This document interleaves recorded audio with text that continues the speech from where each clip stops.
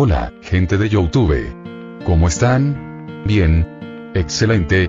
Bueno, aquí les traigo un nuevo fanfic, o quizá no, tal vez ya lo escucharon en otra parte, o tal vez no.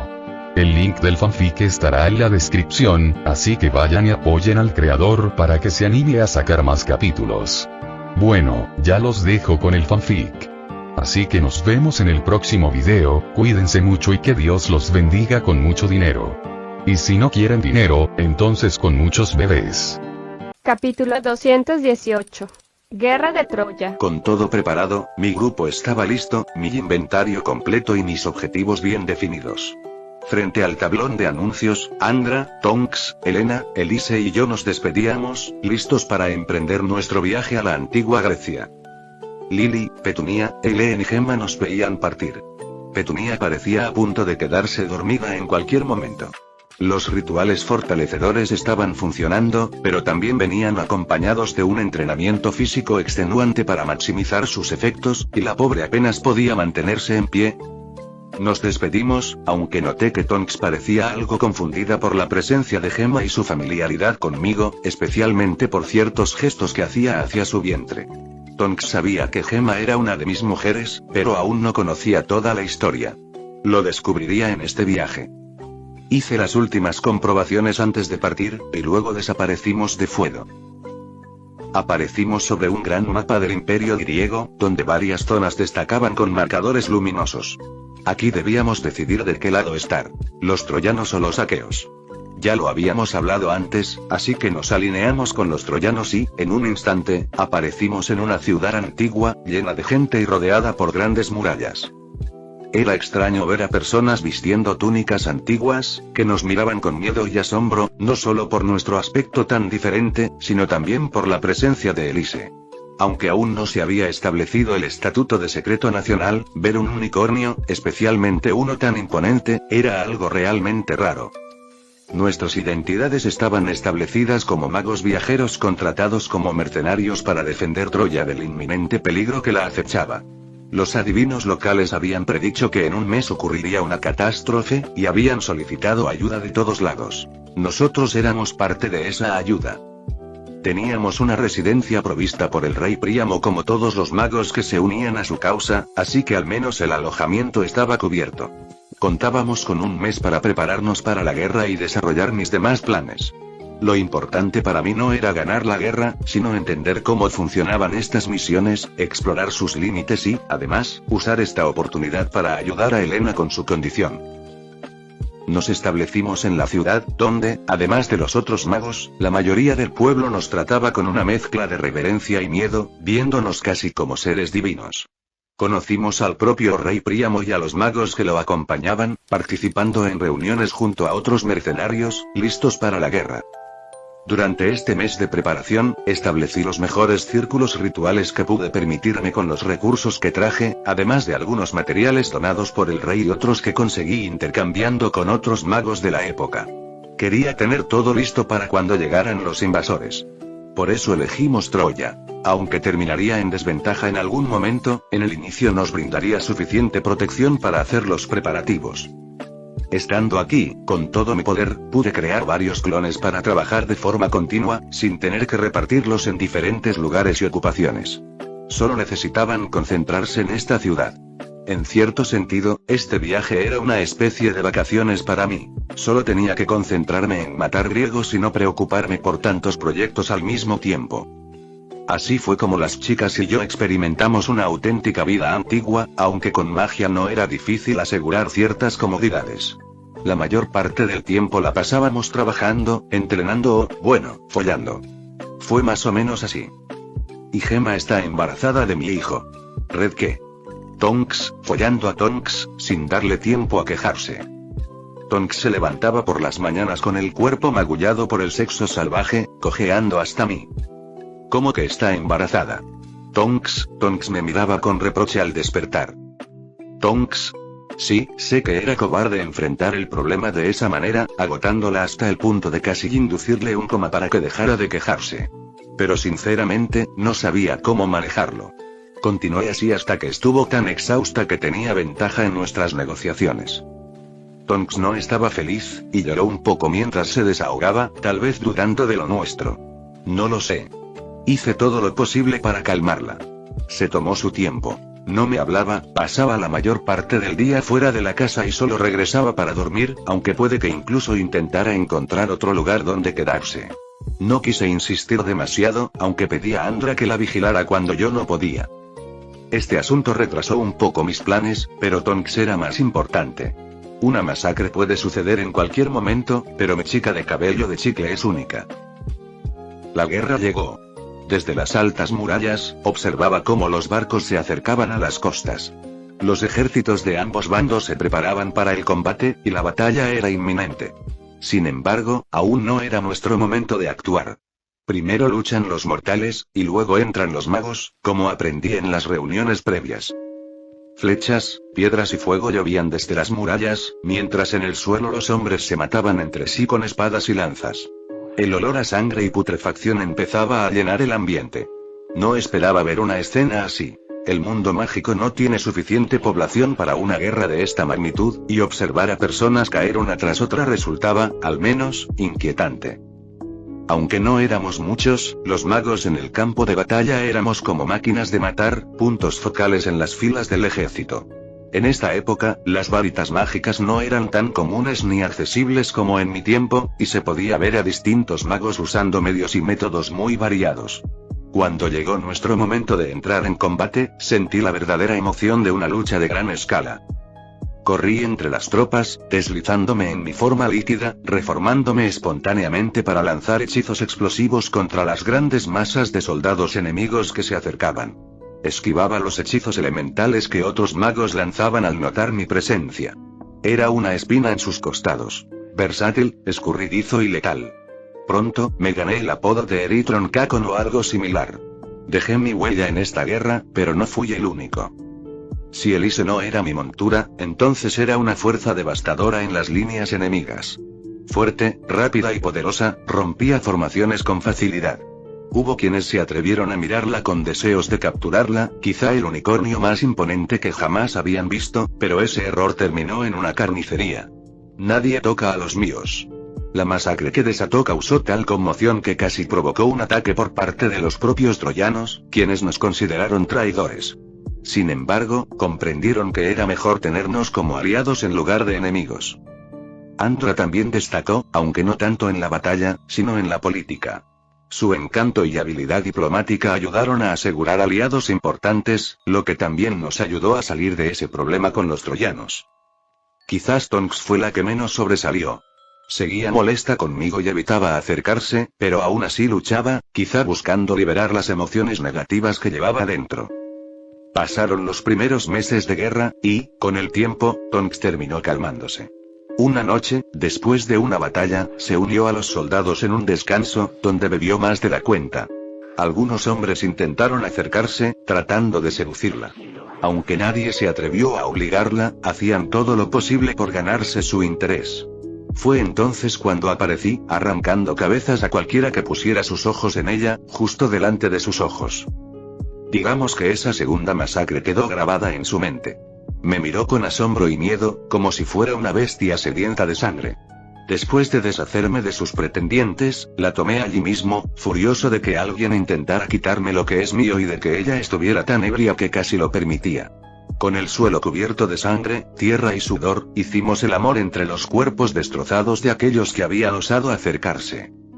Tonks despertó al día siguiente con esa imagen grabada en su memoria, y decidí que no la dejaría exponerse de esa forma de nuevo. La llevé a casa, y mientras mis clones continuaban luchando, yo me dedicaba a ella. La follaba, la alimentaba, la follaba, la bañaba, y la follaba una y otra vez. Las murmuraciones se extendieron en la ciudad, y varias mujeres nobles y curiosas se acercaban a nuestra puerta, intrigadas por los gemidos que se escuchaban día y noche. Nos habíamos convertido en una especie de misterio en Troya. Aunque el camino fue difícil, Tonks y yo logramos restablecer nuestra relación. Sí, probablemente siempre me reprochará cada acción, cada mujer y cada hijo que traiga al mundo sin consultarle, pero ahí estábamos, juntos de nuevo. Tanto en la cama como en el campo de batalla. Con el tiempo, también se ganó su propia reputación, aunque ya era conocida por ser parte de mi grupo y mis masacres. En cuanto a Elena, ella permaneció la mayor parte del tiempo en el sótano que construí en nuestra casa. El círculo mágico que había preparado se completaba rápidamente con tantas muertes y almas recogidas en el campo de batalla. Elena estaba absorbiendo esa energía, soportando los cambios que le producía, mientras yo observaba de cerca, esperando el momento en que esos poderes la transformarían. La guerra ya estaba más allá de su mitad, al menos según el tiempo que habíamos calculado, y éramos reconocidos y glorificados dentro de estos muros. El rey y los nobles nos respetaban por nuestras grandes contribuciones, en parte gracias a la influencia de Andra. Nos ofrecían tesoros, títulos, y, en mi caso, mujeres. Tonks no estaba contenta con eso, aunque era excitante verla observar cómo yo disfrutaba de las mujeres troyanas mientras ella, sin opción, se limitaba a mirarnos y masturbarse, hasta que le llegaba su turno. Creo que terminó adaptándose a esta cultura antigua, permitiendo que nuestra vida fuera una mezcla de lucha, comida y placer. Me encantaba verla vestida con las túnicas antiguas, guiando a otras mujeres a mi cama, mientras ella y Andra bebían vino y esperaba con paciencia a que yo terminara para luego desquitarse conmigo y tratar de vencerme una vez estaba desgastado. Nuestra relación arreglada, listo, Elise, por su parte, se acostumbró a la guerra. Luchaba sin descanso, ansiosa por probar su fuerza después de los experimentos a los que había sido sometida, aunque nunca parecía satisfecha del todo. Se había enfrentado a heridas graves en varias ocasiones, y observaba lo que yo lograba hacer solo, lo cual despertaba en ella una mezcla de admiración y ambición.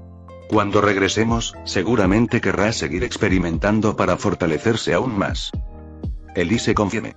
Casi, mientras tanto, algunos de mis clones exploraron los alrededores, y descubrimos ciertas limitaciones en este lugar. No puedo alejarme demasiado de la ciudad ni de su territorio, porque al hacerlo pierdo el conocimiento y reaparezco dentro de las murallas. Otras cosas funcionan bien, pero solo podré probar sus verdaderos límites una vez que salga de aquí. Comprobar límites de las misiones. Listo, Elena, por otro lado, alcanzó un punto crítico con toda la muerte que la rodeaba. Su círculo mágico ya no soportaba la carga de energía, así que tuve que expandirlo. Afortunadamente, varios magos estuvieron dispuestos a ayudarme durante un tiempo de descanso temporal en la guerra de unos días. El círculo creció y se mejoró mientras realizaba un ritual que cubrió el cielo de nubes negras, cargadas de un aura de muerte.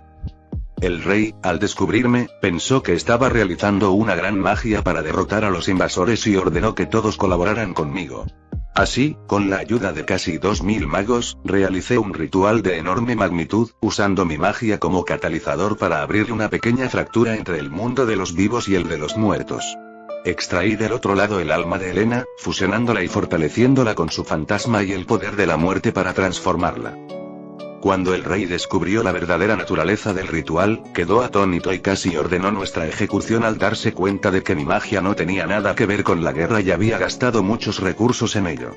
Debo decir que sí se dejó engañar en parte, pero fue principalmente Andra, con su encanto y glamour, quien lo atotantaban y lo convenció de seguir confiando en nosotros. Por suerte, no fuimos tratados como traidores una tercera vez, especialmente cuando vieron a Elena unirse al combate. Los fantasmas no eran desconocidos, pero Elena había evolucionado más allá de cualquier espíritu común. Su alma, aunque no completamente integrada a este mundo, poseía un poder inigualable. Podía hacerse tangible en ciertos momentos, y si recibía daño, volvía a ser intangible. Luchaba sin descanso y se alimentaba de las almas de los caídos, lo que la hacía prácticamente invencible. Aunque no era tan destructiva como yo, ni tan útil como Andra o Elise, Elena destacaba en otro aspecto: el terror. Era quien hacía temblar a los soldados enemigos con solo aparecer. Su presencia no era la más peligrosa en el campo de batalla, pero infundía un horror profundo en los corazones de aquellos que la enfrentaban. Ayudar a Elena. Listo. Capítulo 219. Camino hacia un futuro prometedor. La guerra no había sido fácil, pero tampoco fue tan difícil como esperábamos. Cubrimos cada flanco y debilidad expuesta, lo que facilitó enfrentar a nuestro enemigo. Sin embargo, con el tiempo, parecía que su número no disminuía. Al contrario, cada vez llegaban más recursos y refuerzos en barcos con mayor frecuencia. Estoy convencido de que esto era intencional, dado que habíamos elegido el bando troyano. Aún así, resistimos. Elena podía luchar sin descanso, de modo que allí donde ella estuviera, la guerra continuaba, lo que desgastaba sin tregua a nuestros enemigos. Tonks, por su parte, era una espía excepcional y una saboteadora indetectable. Cambiaba de aspecto constantemente y, con la cobertura de mis clones invisibles, envenenaba ejércitos, espiaba reuniones y saboteaba sus planes sin cesar. Luego estaba Andra, cuya presencia fue fundamental en estos últimos meses. Aunque no lo pareciera al principio, ella mantenía a todos los dirigentes de la ciudad bailando en la palma de su mano. Esto fue vital, especialmente cuando las disputas políticas empezaban a surgir. Gracias a Andra, todas las decisiones y opiniones estaban unificadas sobre cómo vencer al enemigo, evitando conflictos internos y asegurándose de que no hubiera traidores dispuestos a apuñalarnos por la espalda. Sí, al final costó bastante y nos agotó física y mentalmente, pero lo logramos. La guerra terminó. Luego de 2 años en este lugar, las tropas enemigas, que no dejaban de venir, parecieron escuchar la trompeta de retirada, y todos sus ataques cesaron. Era momento de partir. Nos quedaba una semana antes de que saliéramos de aquí por la fuerza, pero antes de eso hay fiesta. Una victoria debe celebrarse. Decidimos aprovechar la semana para festejar. Hubo comida, bebida, baile y ovaciones por toda la ciudad. Es evidente que este mundo no es tan realista cuando ves que una ciudad en crisis alimentaria tras casi 2 años de asedio de repente tiene carne, frutas, pan y vino en abundancia. Pero no me quejo, parece un beneficio para los participantes de esta misión. Disfrutamos mucho de este tiempo aquí. Incluso Andra me organizó una orgía de 3 días. Fue solo de mujeres para mí, con varias nobles y hermosas damas que, gracias a su encanto, vinieron por su propia voluntad. Fue un descontrol magnífico. Incluso Tonks bebió un poco y se unió, saltando sobre mí y alocándose. La única que no participó fue Elena. Aunque puede interactuar con el mundo mortal, su toque es dañino, por lo que solo pudo disfrutar observando. Me aseguraré de compensarla en el futuro. Al último día, estábamos todos agotados, pero no por la guerra, sino por la fiesta. Tonks incluso seguía dormida sobre la espalda de Elsie, completamente desnuda. Andra fue la única que participó en la despedida del rey Príamo, ya que los demás no estábamos en condiciones. Yo, por una vez, me permití emborracharme tras tanto tiempo sin hacerlo, y no quería saber nada de reuniones. Cuando el tiempo límite llegó, desaparecimos de esta tierra antigua. Volvimos al feudo, y allí encontramos a Eileen, Lily, Petunia y Gemma, quienes se sorprendieron al voltearse y vernos aparecer de repente. ¿Ya están de regreso?, preguntó Gemma, sorprendida. ¿Cuánto tardamos?, pregunté, todavía afectado por la luz del sol, que parecía perforar mis ojos intencionalmente con su resplandor. Ni siquiera nos dio tiempo de irnos, debieron haber sido unos segundos, respondió ella, observándonos a todos con curiosidad. ¿Por qué huelen tan mal?, preguntó Lily, tapándose la nariz y alejándose un poco. Alcohol y sexo, dije, mirando a mi grupo. Estábamos casi igual que cuando dejamos la antigua Grecia, aún con túnicas antiguas y una fuerte resaca. Andra conservaba su atuendo griego, yo llevaba solo la mitad de mi ropa, y Tonks seguía dormida, completamente desnuda, sobre la espalda de Elise. Al ver cómo Lily y Petunia lo veían tan impactadas, noté que probablemente la imagen era un tanto traumática para las niñas. Al mirar más de cerca, noté que no teníamos heridas graves, ni siquiera algunos rasguños menores que dejé sin sanar a propósito para comprobarlos a nuestro regreso. Antes de iniciar la misión, especifiqué que no debía haber efectos negativos al regresar, como heridas o envejecimiento. Así que ahora estamos de vuelta, 2 años después, igual de jóvenes, y lo único que trajimos con nosotros, además de la experiencia, fue la suciedad en nuestros cuerpos. Después de esto, nos separamos. Elena regresó a su cementerio para tratar de estabilizar más su espíritu en este lugar, que carece de la excesiva energía de la muerte de campo de batalla, teniendo una mucho más leve y controlable, y también para meditar. Eileen se llevó a su esposa, que, tras verla con ese vestido y escuchar sobre las orgías, parecía necesitar un poco de atención mientras se le contaban los detalles. Elise se fue a su pequeño bosque, junto a la torre del archimago, para descansar, ya que el alcohol también le había afectado. Finalmente, Gemma y las niñas me ayudaron a lavar y cuidar a Tonks. En cuanto a esto, Gemma estaba un poco decepcionada por no haber podido participar en la orgía en Grecia, y me pidió, con ojos de cachorrito, que la incluyera en una futura ocasión. Las niñas, por su parte, se mostraron un poco disgustadas al oír lo que había pasado, pero mi adorable Gemma hizo un trabajo psicológico excepcional, convenciéndolas de que en realidad era algo muy bueno, y que todas deberían desear participar en algo así conmigo, solo conmigo. Casi logró que las niñas me pidieran organizar otra orgía aquí, y lo cual fue tentador, pero había cosas más importantes, como lidiar con la resaca. Me tumbé en la plaza principal, refrescándome con el agua de la fuente de vez en cuando, y, al mismo tiempo, observé las recompensas de mi aventura. La calificación de esta misión fue A. Bastante buena, aunque me pregunto qué me faltó para alcanzar una puntuación más alta. Es cierto que no fue una victoria aplastante y, debido a todo lo que tenía que hacer, no pude explorar tanto como me hubiera gustado ni buscar más actividades adicionales. Tampoco logré conquistar a mujeres importantes. Creo que eso también pudo influir. No recuerdo haber visto a Helena de Troya en el combate, aunque tal vez haya participado en la orgía. Bueno, no conseguí su corazón, así que supongo que no cuenta para la calificación. Ahora, veamos las recompensas. Según la configuración que hice, todo tesoro, oro y dinero se convirtió instantáneamente en galeones, que fueron depositados en el banco. También recibí una armadura troyana encantada, que, por mi calificación, está entre las mejores disponibles. Si repitiera la misión llevándola, tendría una posición de poder asegurada en Troya. Además, obtuve una lanza y un escudo. No son los mejores, pero están cerca de serlo. También tengo algunas monedas de cristal, que siempre vienen bien, especialmente para lo que planeo hacer. Y, por último, 5 ladrillos de la muralla de Troya, que son algo inútiles en este momento, ya que solo sirven para reforzar murallas, y mi feudo aún no tiene una muralla. Aunque parece que pueden venderse por 100 monedas de cristal cada uno. Ahora, veamos ese tablón de misiones. Me ha abierto tantas posibilidades, al darme algo que no esperaba, y no me refiero a objetos misteriosos como esos ladrillos. No, lo que me dio fue tiempo.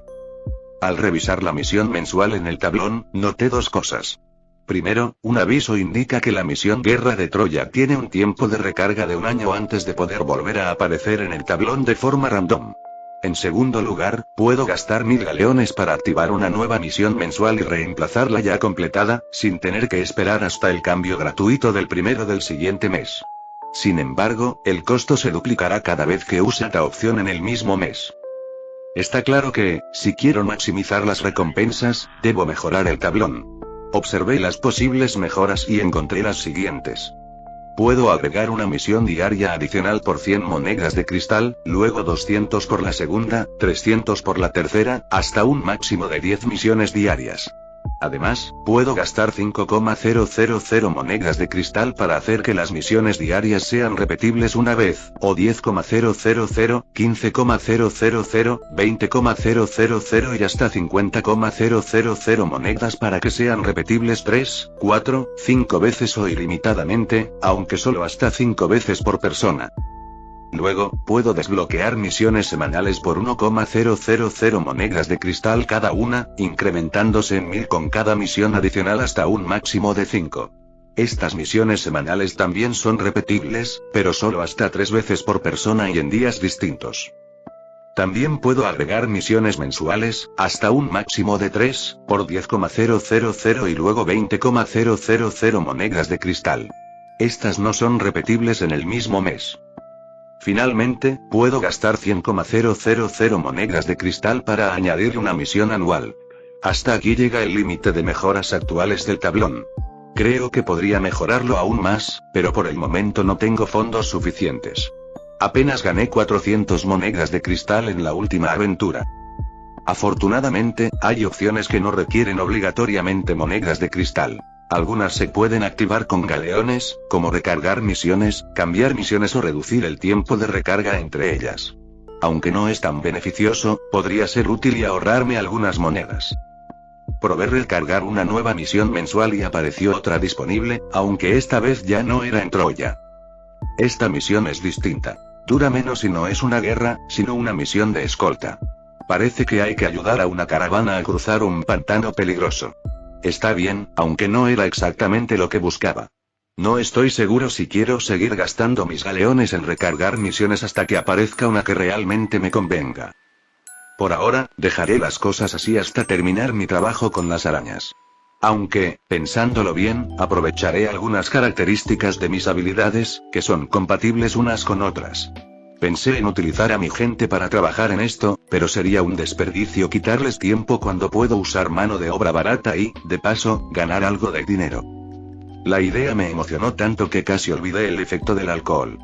Decidí acabar con la resaca, usando mis poderes curativos. No lo había hecho antes porque quería experimentar esta sensación que pocas veces dejo que me afecte, y resultó ser una buena idea. No es agradable que tantos clones tengan resaca. Sonreí mientras desaparecía de mi feudo, listo para ponerme a trabajar, y pensando en la sugerencia de Tonks de contratar más gente. Parece que será necesario para lo que planeo, especialmente cuando ella esté, como hoy, incapacitada para moverse. Capítulo 220. Retomando las prácticas. Hogwarts era un lugar agradable, especialmente después de haber pasado por una guerra. Todo seguía igual a pesar de que estuve lejos durante 2 años. Es extraño, creo que tendré que prestar atención a este detalle en mis próximas aventuras. Todo ha ido bastante bien aquí, sobre todo ahora que Daphne parece no querer separarse de mí, siguiéndome de un lado a otro. Aunque le recordé que no era necesario, que también debía centrarse en sus propias actividades. No puedo negar que es una secretaria excepcional, administra el tiempo de un modo que yo aún no he perfeccionado. Claro, es comprensible. Ella es la heredera Greengrass, entrenada para esto desde pequeña. Yo, en cambio, he aprendido lo que sé a base de golpes. No es perfecto, tiene sus fallos, pero sin duda hace que mi trabajo aquí en la escuela sea mucho más fácil. Tengo entrenamiento en el nido con las chicas 5 días a la semana, los únicos días en que todas tienen tiempo libre al mismo tiempo, debido a los distintos horarios de cada grado. Tengo que proporcionarles pociones y tratamientos revitalizantes para que puedan entrenar después de clases sin quedarse dormidas de agotamiento. También están los entrenamientos de magia de combate en la guarida. Después de vivir esa guerra, aprende mucho sobre lo que es realmente pelear. Ya me había enfrentado a magos oscuros antes, pero era la primera vez que participaba en una lucha de gran escala. Aprendí de mis errores y espero poder enseñarles a ellas algunas de las lecciones que sufrí. Reuní a mi grupo habitual y a las nuevas de este año, Ginny, Luna y Astoria, y comenzamos el entrenamiento.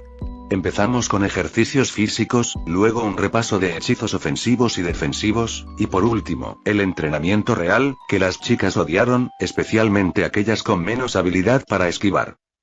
Todas probaron esos nuevos hechizos de guerra que traje conmigo. Aunque no usé su fuerza real, se sorprendieron en más de una ocasión por las explosiones a gran escala que causaban, dejándolas sin posibilidad de esquivar. Eso fue lo que aprendí. Hay magias que simplemente no pueden evitarse y, en esos casos, hay que ser creativo y precavido. Ni siquiera Hermione, que es mi novia, se libró, y ahora está llena de magulladuras, leves pero visibles. Cuando todas estaban sucias, exhaustas y algo enojadas conmigo, las reuní para una clase especial. Hice flotar unos folletos con la información de un hechizo. Este es el hechizo Patronus. Si quieren considerar aprobados este año, deberán ser capaces de lanzar un Patronus corpóreo antes de fin de curso. ¿Los profesores nos pedirán esto?, preguntó Tracey, asustada y preocupada. No, solo yo. ¿Rojo ahora nos tomamos exámenes?, preguntó Parvati, nada contenta con la idea de más solicitudes. Sí. Aunque, claro, pueden dejarlo de lado. Pero tengan en cuenta que si abandonan esto o no logran aprobar, dejé una pequeña pausa, lo suficiente para que me miraran confundidas, hasta que sus expresiones cambiaron. Liberé mi aura asesina al máximo, haciendo que muchos casi perdieran el control de su vejiga por un instante. Luego, la retiró y sonreí. Me enojaré con ustedes y encontraré alguna manera de vengarme. Tal vez, hacer que desaparezca su ropa en medio de una clase, dije en broma, aunque nadie se rió. Las chicas aún seguían temblando, a pesar de que ya había retirado mi aura. Después de la guerra, de tantas muertes, muchas de las cuales causé yo mismo, mis auras agresivas se volvieron mucho más intensas. Y, después de aquel ritual con Elena, el poder de la muerte en mí también se ha intensificado un poco. ¿Por qué es necesario aprender esto?, preguntó Penélope, quien fue la primera en recomponerse, intentando aligerar la situación al notar que algunas de las chicas estaban al borde de las lágrimas. Yo quiero que sean las mejores brujas de esta época. No puedo decirles mucho, pero recientemente presencié demasiada muerte y destrucción. Vi peligros inmensos. Seguramente todas han oído hablar de la época del segundo Señor Oscuro. Vi algo similar, y si algo así volviera a suceder, no quiero que nada pueda lastimarlas. Rojo, pero ¿y eso no podría volver a suceder, verdad? Preguntó Lavender, aún temblorosa. El Señor Oscuro está muerto, y el ministerio no dejará que otro surja, añadió Padma, intentando convencerse de sí misma. Eso es lo que ustedes creen, pero no puedo decirles más. Comencemos con las clases, y recuerden, además del entrenamiento tendrán que dominar este encantamiento. Y tengan en cuenta, si solo una de ustedes falla, incendiaré su ropa interior y mientras la llevan puesta. Rojo, las chicas se estremecieron una vez más. Sabía que era capaz de eso y mucho más. A muchas no les agradaba la dureza del entrenamiento, pero tenía una manera de cambiar sus opiniones. Hice aparecer una mesa con una sábana encima y la retirada, revelando pilas de monedas de oro. Ahí estaba la recompensa después del castigo. Les prometí que, si todos lograban conjurar un Patronus corpóreo, cada una recibiría 1000 galeones. Esto las emocionó. No todas provenían de familias adineradas, y 1000 galeones eran una suma significativa. Para las que sí tenían dinero y no lo necesitaban tanto, bueno, Pansy y Daphne ya estaban de mi lado y podían ayudarme a convencer al resto. Así comenzó este entrenamiento infernal. Los profesores notaron el cansancio de las chicas en clase, y Snape incluso fue a hablar con el director, insinuando que yo estaba haciendo cosas indebidas con las chicas hasta agotarlas. Que piense eso de mí me deja perplejo, aunque sospecho que, si tuviera menos autocontrol, podría haberlo hecho. Maldito Snape, siempre metiéndose en mis asuntos y jeje, pero espero que nunca cambie. Sé que el entrenamiento era duro, pero tenía claro cómo avanzar gradualmente para fortalecer su voluntad. Si las forzaba demasiado, se retirarían con miedo. En cambio, con el ritmo adecuado, algún día podría continuar incluso si perdieran un brazo o una pierna. Al menos, ese es mi ideal. Puse especial atención en algunos, como Ginny y Luna, quienes se desempeñaron bastante bien, casi al nivel de los demás. Mi entrenamiento con ellas el año pasado ayudó a cortar la brecha. Luego estaba Astoria, con quien tuve que ser extremadamente cuidadoso debido a su condición. De no serlo, juramento de lealtad o no, Daphne intentaría matarme. Debido a la fragilidad de Astoria, me tomé el tiempo de usar mi magia curativa para tratarla en cada oportunidad. Sabía que mi magia era adecuada para contrarrestar los efectos profundos dejados por su maldición, y fui yo quien la había librado de ella. La iba curando y fortaleciendo poco a poco. Estaba seguro de que en 2 o 3 meses sería como si nunca hubiera estado maldita. Aunque era algo incómodo, cada vez que sostenía su mano para analizar su estado o la ayudaba a curarse, ella me miraba con una intensidad tímida y emocionada. Intenté iniciar alguna conversación para relajar el ambiente, pero era difícil con el nerviosismo de la niña y Ginny, que accidentalmente lanzaba hechizos en mi dirección cada vez que nos veía demasiado cerca. En los Dragones de Albion, Tenebrius estaba instalando un tablón de anuncios similar al que tenía en el feudo. Me sentí satisfecho con la sincronía entre sus habilidades, como el gremio y el banco, y ahora el gremio con el nuevo tablón de misiones. En este tablón aparecen las mismas misiones que en el del feudo, aunque configuradas para que las misiones mensuales o de mayor duración no estén disponibles, y sin las configuraciones de tiempo alterado o heridas reducidas. Es decir, el tiempo de misión era el mismo que el de la realidad, y los efectos de envejecimiento y heridas eran auténticos. Las misiones, antes simples trabajos espontáneos, ahora incluían también las del tablón. Los hombres lobo ya estaban en el lugar, observándome trabajar, junto con otros curiosos que se acercaban. Al ver tanta gente reunida, algunos pensaron que había otro evento, y en cierta forma lo era. Hoy, las bebidas de hasta 100 galeones estaban a mitad de precio. Era un truco para promocionar el tablón, el sistema de misiones, ya mis nuevas empleadas. Con más trabajo, necesitaba más personal, así que contraté a las mujeres lobo que participaban en las cacerías, pero que no disfrutaban del combate y buscaban un empleo más administrativo. Todas ellas pasaron pruebas y ahora trabajaban aquí por turnos.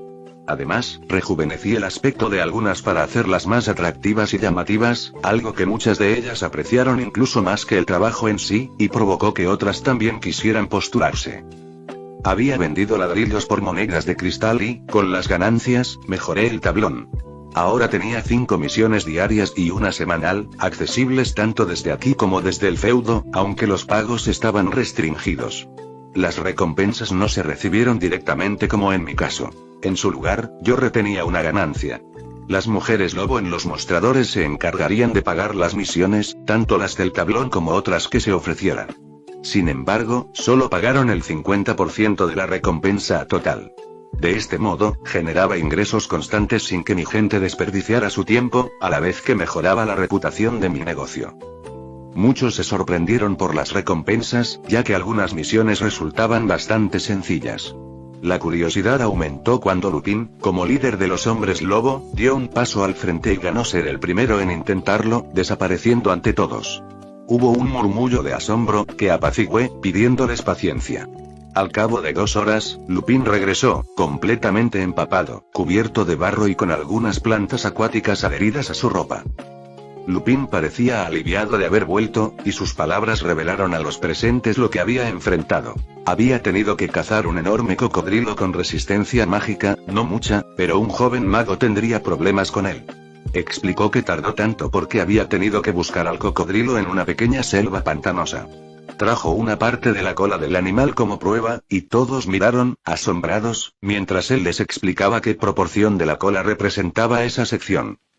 Después de esta demostración, expliqué cómo funcionaba el tablón.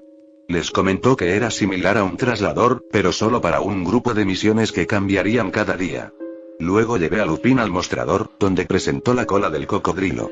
La recepcionista fingó verificar con sus papeles, aunque en realidad podía ver directamente los movimientos en la cuenta bancaria dedicada a las misiones.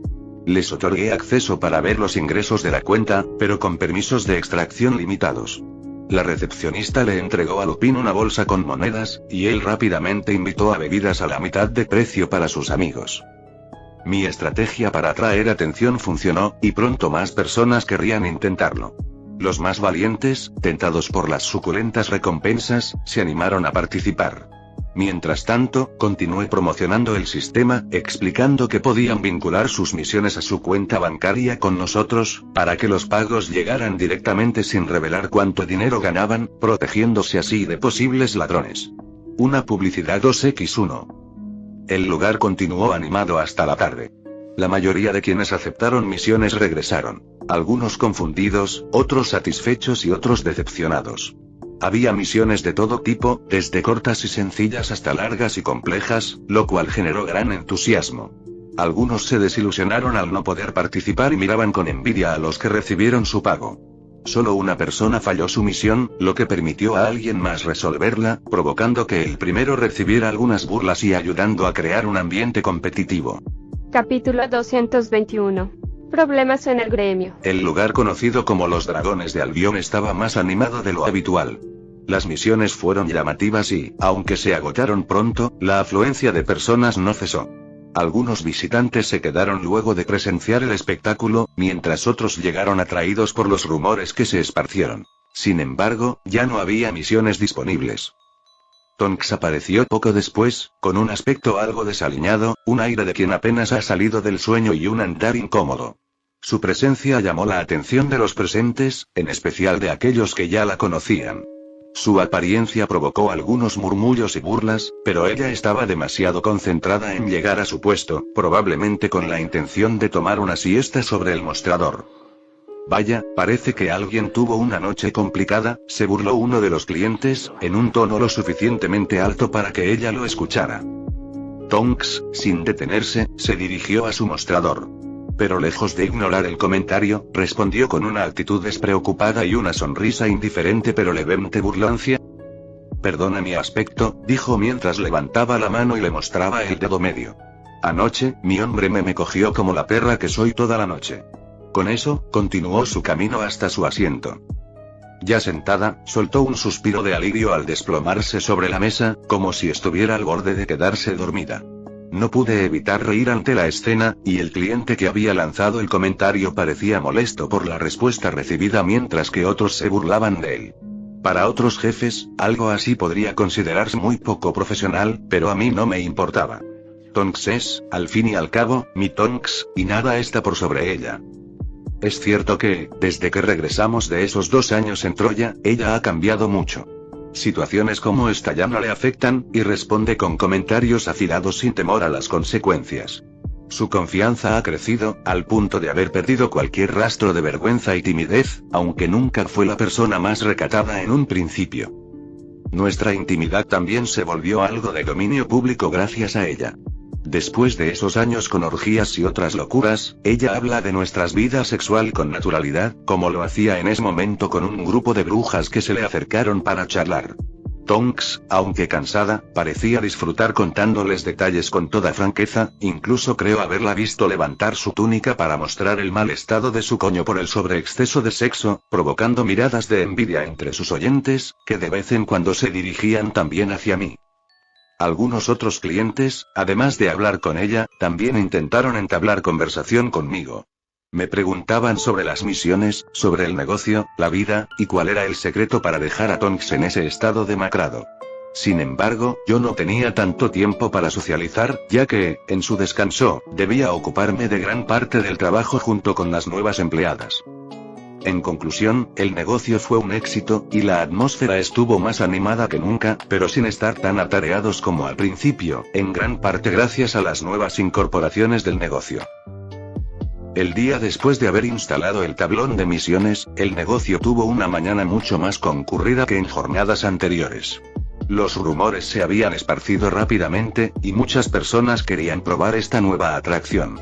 Sin embargo, la cantidad de misiones era limitada, y, tras 2 horas de haber abierto, ya no quedaba ninguna disponible. Aquellos que llegaron después se sintieron decepcionados y pidieron que aumentara el número de misiones. Aunque también hubiera querido ofrecer más, no tenía suficientes monedas de cristal para ello. Así fue durante varios días. Algunos más tranquilos que otros, pero la afluencia de clientes seguía creciendo a medida que se corría la voz sobre la posibilidad de ganar dinero con las misiones. Incluso empecé a notar la presencia de seres no humanos en horas de baja actividad. Goblins, semigoblins, semigigantes como Hagrid, e incluso llegué a ver a un medio vampiro. Todos parecían algo indecisos al entrar, como si dudaran de si este lugar sería diferente a los demás. Los otros clientes los miraban con desagrado, pero yo me encargaba de tratarlos con la misma cordialidad que a cualquier otro, lo que alivió claramente la tensión en el ambiente. Los semihumanos no son bien recibidos en muchos lugares, y me interesaba que sintieran que en mi establecimiento podían ser aceptados sin prejuicios. Esto era lo que los llevó a volver un lugar como los pocos que los aceptaban con el mismo respeto y dignidad que a los demás. No diré que todos mis otros clientes estaban contentos, y sí, algunos decidieron dejar de venir. Pero no me importaba. Quería que mi negocio fuera un lugar inclusivo para todos, aunque también me aseguraba de mantener el orden. Cualquier conflicto que sobrepasara ciertos límites lo resolvía rápidamente, y, en ocasiones, de forma contundente. Esto hizo que otro sector de la clientela también se alejara, pero las reglas que impuse en este lugar era una prioridad para mí. El negocio estaba atravesando constantes altibajos. A esto se sumó otro problema: el Ministerio de Magia. Como Amelia me había advertido, sus inspectores comenzaron a aparecer en varias ocasiones, intentando encontrar algún error o infracción. Pero estaba bien preparado. Gracias a Amelia, tenía toda la documentación en orden, y, con algunos consejos de Moody, también estaba listo para enfrentar cualquier maniobra o artimaña que pudieran emplear contra mí. Así que poco pudieron hacer. Yo era una molestia para el ministerio. Mi negocio era próspero y con mucho potencial, y ellos querían una parte, especialmente por ser un local manejado por alguien relativamente desconocido en los círculos de poder. Al no contar con grandes respaldos, pensaron que sería fácil hacerme a un lado y tomar control del negocio para quedarse con los beneficios. Sin embargo, nunca lograron nada concreto, hasta que vinieron ahora, poco después de haber instalado el tablón de misiones. Hoy, algunos aurores llegaron al negocio, liderados por un hombre que no reconocía, pero cuya actitud me resultaba demasiado familiar a esos aristócratas o líderes petulantes. Entraron al establecimiento con un aire de arrogancia que me disgustó de inmediato, aunque no pensaba iniciar un conflicto, aún. «Tenebrius Akaichi», gritó el líder del grupo de aurores en medio del negocio, haciendo que todos los presentes se volvieran hacia nosotros. «Aquí», respondí levantando la mano con un tono molesto por su manera de dirigirse a mí. «Tenebrius Akaichi, se le acusa de uso ilegal de trasladores», declaró mientras sacaba un pergamino y lo extendía frente a mí. «Entiendo», asentí. «Entonces confiesa», dijo con severidad. «No, solo dije que entiendo la acusación». Soy inocente, respondí con calma. Aún así, tendrá que acompañarnos, insistió, visiblemente molesto. Lo siento, pero eso no será posible, le respondí. ¿Se está resistiendo al arresto?, dijo, chasqueando los dedos y señalándome, mientras los aurores tras él apretaban sus varitas con firmeza. Sí y no. Verá, lo que usted está intentando hacer es un arresto ilegal, o algo así, dije sin emoción. Arréstenlo, gritó el jefe, sin notar que los aurores a sus espaldas mostraban señales de duda e incluso algo de miedo. No todos me conocían personalmente, pero muchos habían oído hablar de mí. Maud era famoso por regañar y avergonzar a los novatos, y solía usarme a mí o a Tonks como ejemplos de conducta.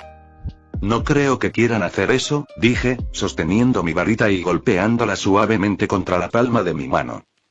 Mi actitud parecía irritarlo aún más, como si lo tomara como una ofensa, lo cual, en parte, era cierto. Estupefi, gritó, sacando su varita y lanzando un hechizo en mi dirección. Protego, susurré, moviendo mi varita con un movimiento preciso. Un escudo invisible se materializó frente a mí, desviando su hechizo mientras le dedicaba una sonrisa escalofriante. Los otros 4 aurores detrás de él se pusieron nerviosos al ver lo que acababa de hacer, levantando rápidamente sus varitas, listos para atacarme también. Pero no llegaron a hacerlo, porque una luz cayó entre ellos, causando una explosión que los lanzó en todas direcciones. Miré hacia el mostrador, donde Tonks estaba con su varita extendida y una mirada fría y decidida, la misma que solía tener en el campo de batalla. El lugar se volvió caótico, con los clientes intentando huir. Sin embargo, aquellos 4 aurores no eran los únicos que habían venido. Había más afuera, y se cruzaron con las personas que intentaban escapar. También noté que el líder, quien me había atacado primero, había desaparecido, usando aparición. Sin prestarle mucha atención, moví mi varita hacia una mesa, haciéndola levitar y lanzándola hacia la entrada, donde los nuevos aurores se preparaban para ingresar. Uno de ellos levantó rápidamente un escudo, deteniendo el impacto de la mesa, pero Tonks apuntó al suelo bajo sus pies, convirtiéndolo en un lodazal. Al ver a los aurores perder el equilibrio en el terreno fangoso, apunté mi varita y conjuré. HMS Aris Patasei. Un enorme y poderoso golpe de fuerza salió de mi varita, impactando contra los aurores. Sin un escudo estable, la fuerza los disparó fuera del negocio. Era un hechizo que aprendí en Troya, diseñado para abrir a golpes las enormes puertas de las ciudades amuralladas, mucho más potente que un flipendo de pulso. Los aurores que cayeron afuera estaban en mal estado, algunos con huesos rotos por el impacto, mientras que los que seguían dentro eran abatidos por Tonks. No los estaba matando, aunque quizá por poco. Tuve que recordarle que ya no estábamos en guerra para que no se excediera. Intentaron levantarse y defenderse, pero nuestras reacciones eran más rápidas. Pronto quedaron encadenados, noqueados o incapacitados, y uno por uno los arrojamos fuera del negocio. Los clientes que aún permanecían en la tienda estaban aterrados, excepto por algunos semihumanos que parecían emocionados ante lo que habían presenciado. Ignoré a los que salían huyendo mientras caminaba hacia la salida para contemplar los resultados de nuestros actos, seguido por Tonks y un par de mujeres lobo que habían tomado sus varitas y me seguían de cerca. No eran especialmente combativas, pero yo les había dado a ellas y a su gente una oportunidad de vivir con dignidad, a diferencia del trato inhumano que recibían antes. Aunque no les gustaba pelear, estarían a mi lado si era necesario, para proteger su hogar y su futuro. Al salir, vimos a los aurores tirados en el suelo. Algunos se quejaban del dolor mientras otros intentaban arrastrarse hacia sus varitas. La escena era lamentable, pero inevitable. La gente que pasaba por allí miraba con mezcla de curiosidad y miedo, señalándonos a mí y a los aurores, lo cual empezó a atraer la atención de toda la zona. Sin embargo, el murmullo se interrumpió cuando varias figuras aparecieron de repente, materializándose por aparición alrededor de mi negocio. Eran más aurores, todos con sus varitas apuntándome. Entre ellos, vi al hombre que había escapado antes. Evidentemente, había vuelto con refuerzos. El hombre gritó algo, y todos los aurores presentes dispararon sus hechizos contra mí sin dudar, ignorando a sus compañeros caídos. Protego totalum. Con rapidez, quizás incluso más rápido que ellos que atacaron primero, levanté una barrera alrededor de la fachada de mi negocio. Un instante después, Tonks reforzó el hechizo, y las licántropas que sabían hacerlo se unieron también. Capítulo 222. Gran batalla en el callejón de Agón. Los hechizos fueron bloqueados o repelidos, aunque mantener la barrera con tantos ataques nos exigía bastante.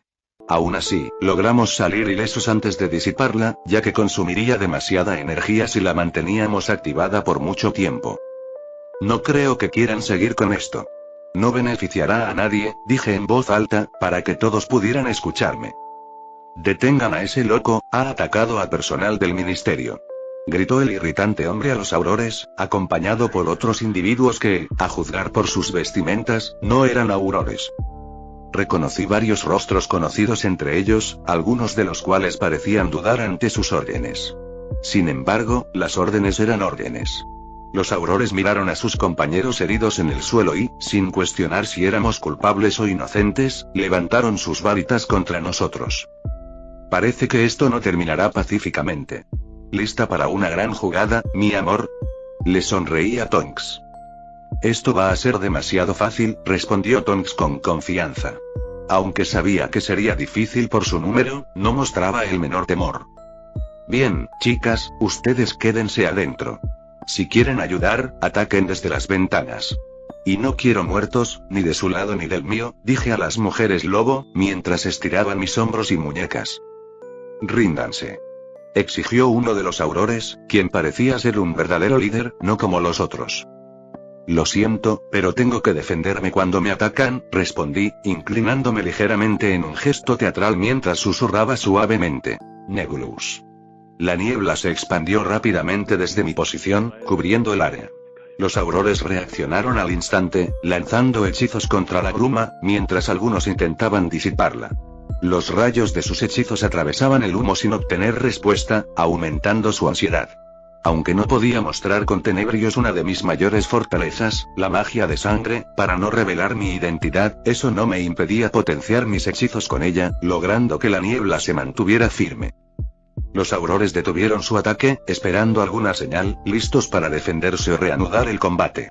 Todos miraban la entrada de mi tienda, aún envuelta en niebla, confiando en que su ataque hubiera surtido efecto. Entonces escucharon una leve voz que pronunciaba palabras.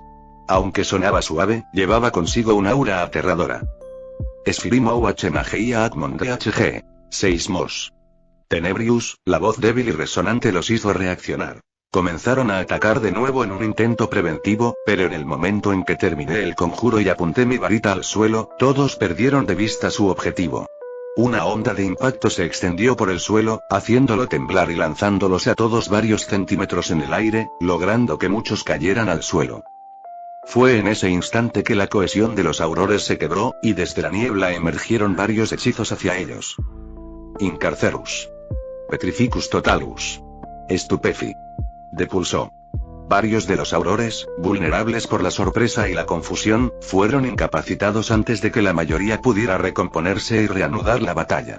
Dos figuras se movían a través de la niebla, ya casi disipada, avanzando entre los aurores.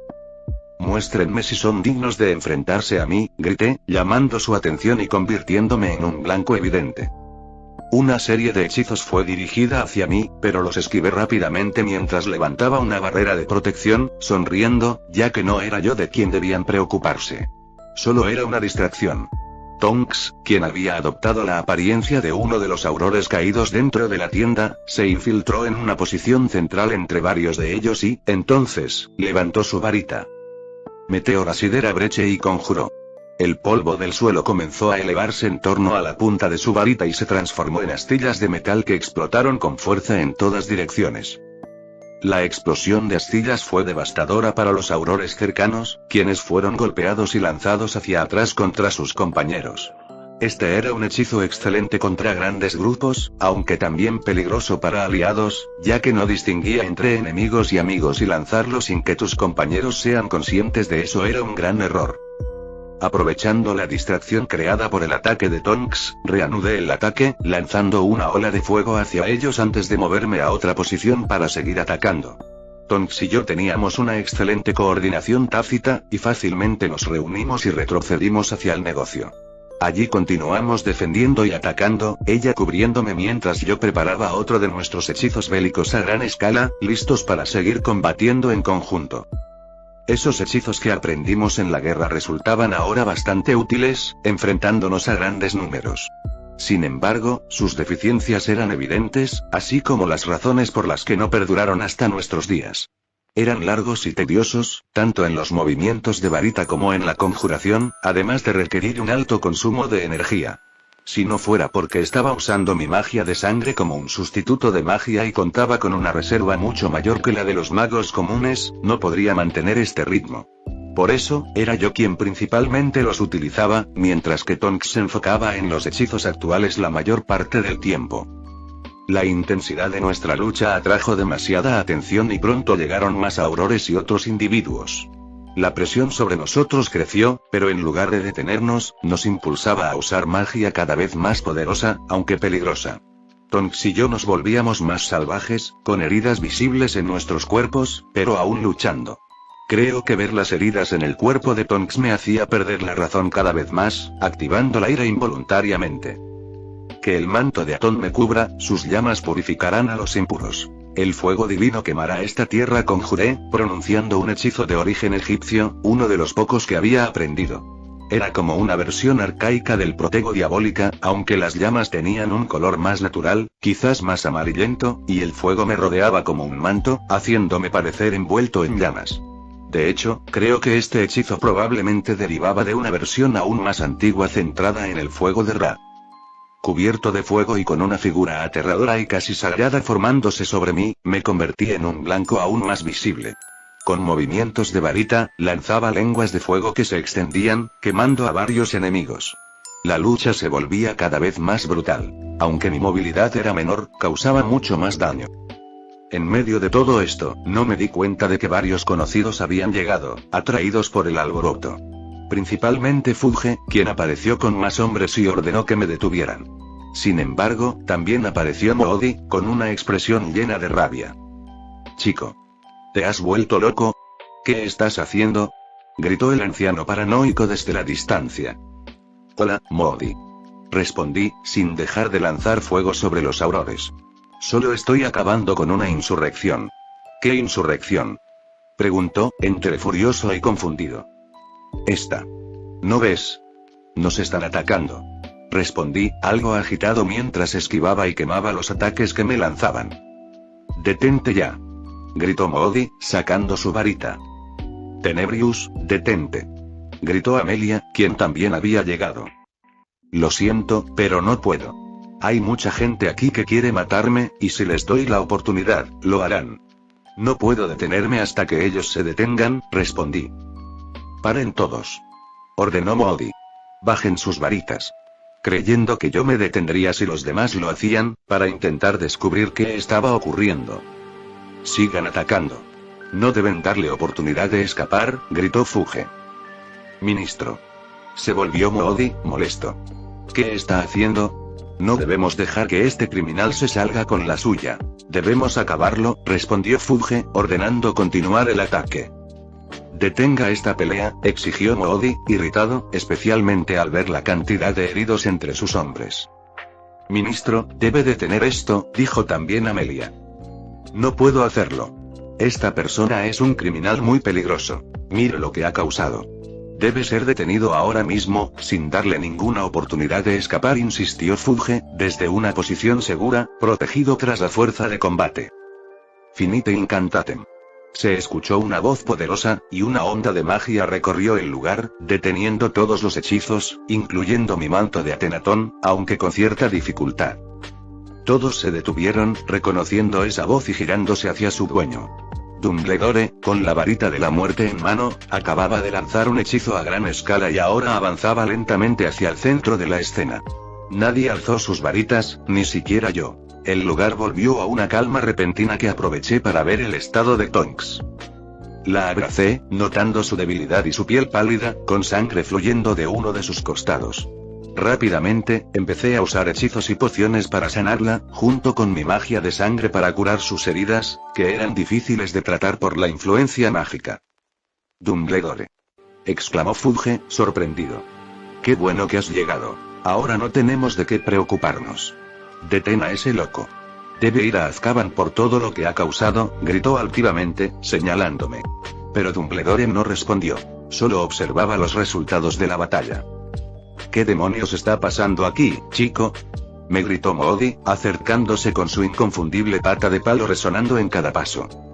Como dije, detuve una insurrección del ministerio. Hay rebeldes, respondí con firmeza. Delirios. No hay ninguna insurrección, solo él atacando a nuestro personal, replicó Umbridge, apareciendo detrás de Fudge. Claramente está loco, debe ser detenido. Explícate, chico. Y más te vale que sea una buena explicación, dijo Moody, apuntándome con su varita, no para lanzar un hechizo, sino como una advertencia. Es tal como lo digo. El ministerio alberga rebeldes peligrosos, están causando caos, repetí en voz alta, lo suficiente para que los civiles cercanos escucharan. Vinieron a mi negocio, intentando arrestarme sin razón alguna. ¿Arrestarte?, preguntó Amelia, acercándose con una mirada preocupada pero desconfiada, observando los heridos. Parecía querer conocer la verdad, sin querer creer que yo fuese un psicópata o algo peor. Ella deseaba confiar en mí como siempre. Claramente merece ser arrestado, gritó Fudge, ansioso. Mira todo lo que ha causado. Cualquier crimen que hayas cometido queda empequeñecido por la resistencia y el daño que provocaste. Arréstenlo. Alto. Ordenó Moody, deteniendo a sus hombres sin importarle molestar a Fudge. ¿Por qué te estaban arrestando? Porque querían y podían, respondí. Vinieron con la excusa de que estaba acusado de uso ilegal de trasladores e intentaron arrestarme. Pero no soy idiota. Trabajé como auror temporal en el ministerio el tiempo suficiente para conocer el procedimiento. Esas acusaciones sin pruebas implican una citación y, luego, una investigación. No pueden arrestarme directamente sin la aprobación del jefe de los aurores, tú, o del departamento de aplicación de la ley mágica, Amelia. Sabía bien que si se tratara de un arresto legítimo, habrías venido tú mismo. Esto claramente no era así, y por eso lo llamo insurrección. Personal del ministerio quebrantando sus propias leyes. Calumnias. Gritó Umbridge, mirándome con desprecio. Claramente intentas librarte de tus actos criminales. No tienes pruebas de lo que dices. Atacaste a nuestro personal, y ahora buscas justificativos para cubrir tus crímenes. ¿De qué otra manera explicas tantos heridos? La gente observó los destrozos a su alrededor, volviéndose hacia mí con miradas acusatorias. Pero entonces saqué un pergamino y se lo entregué a Moody. Era el mismo que el imbécil que me enfrentó al principio me mostró y dejó caer cuando Tonks provocó esa explosión. Aquí tienes las pruebas. Dije entregando el pergamino. Moody tomó el pergamino y comenzó a leer, su expresión volviéndose cada vez más severa. ¿Quién aprobó esto?, gritó, indignado. Esta orden de arresto no pasó por mí. ¿Quién lo aprobó? ¿Quién dio esta orden?, exclamó, buscando al culpable que se atrevió a ignorar su autoridad. El que lo trajo fue, ese de ahí, señalé a un hombre en el suelo, respirando con dificultad y con medio rostro quemado. Moody se acercó a él y lo reconoció, su confusión visible entre la ira. Valid. Él ni siquiera pertenece al departamento de trasladores, ni siquiera a los aurores o departamento de aplicación de la ley, murmuró, mirándome con dudas. Fue él quien vino a mí. Si quieres, puedo señalar a los que lo acompañaron para que los interroguen. También tengo varios testigos visuales de que él lideraba a los aurores y que fue el primero en atacar. Yo solo me defendí. Por eso digo que hay rebeldes infiltrados en el ministerio, usando su poder para atacar pequeños negocios honestos como el mío, quién sabe por qué. Incluso puede que la mente maestra ocupe un alto cargo en el ministerio, dije tranquilamente, mientras Fudge empezaba a sudar nerviosamente. Fin del capítulo 222.